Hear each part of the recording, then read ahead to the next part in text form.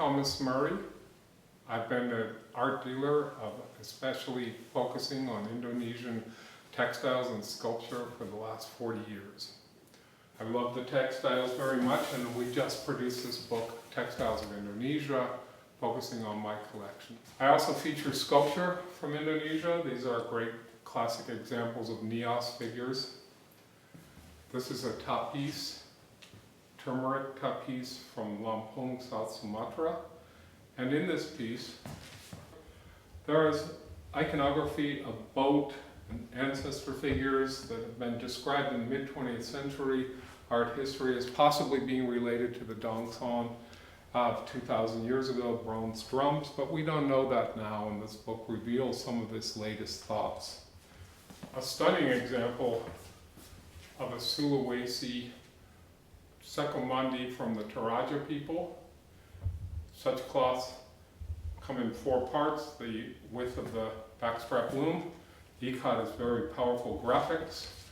This piece was formerly in the collection of the anthropologist Lawrence Moss. And you'll see this graphic design, which has been interpreted various ways, including as a possible genealogy diagram, a possible ancestor figurations, but in fact, this is not supported by any field research. Holding this piece up, this is from Leo of Flores. And what's important to notice here is the tremendous size. Sandra, could you show?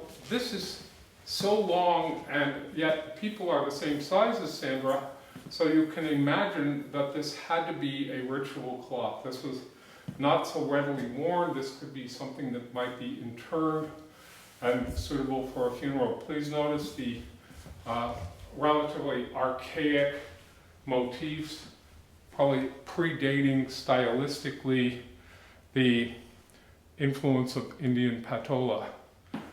Welcome to my gallery space in the house. This is where I feature some of the important sculptures and textiles I get to live with. And I'd like to point out the monumental sculpture from Kalimantan, Modang Bahau. This is from Vietnam Highlands, ancestor figure Durai. Over here, we have pieces from, again, East Kalimantan. Those are dated 14th, 13th century radiocarbon dating.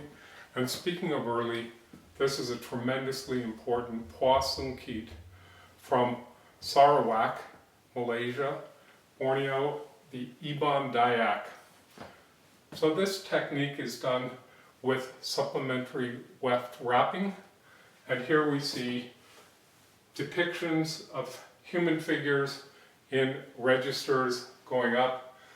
I'd like you to notice that these figures, sometimes considered called dancing figures, seem to be possibly related, as described by Ruth Barnes and Trody Gavin, to Indian trade cloth of dancing ladies. But we see also a possible rider, equestrian figure here, almost helmeted like a knight in shining armor. We move up from this passage where there are different head directions. We see here the introduction of indigo, which changes the accent. And then moving up again further, we see also, by the way, the pink faces. But here, this is known as the skull pattern, at least in common parlance. It has not been officially published.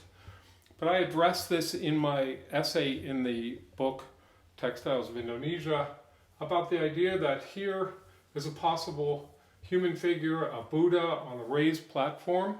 So this would be an Indian prototype source as well, which over centuries becomes a skull pattern, which is so appropriate for a headhunting society.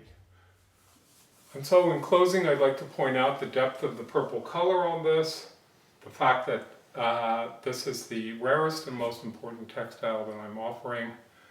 There has been estimated to be less than 10 of these known, let's say 15 in the world. Thank you very much for coming to visit me. and I hope to see you again soon.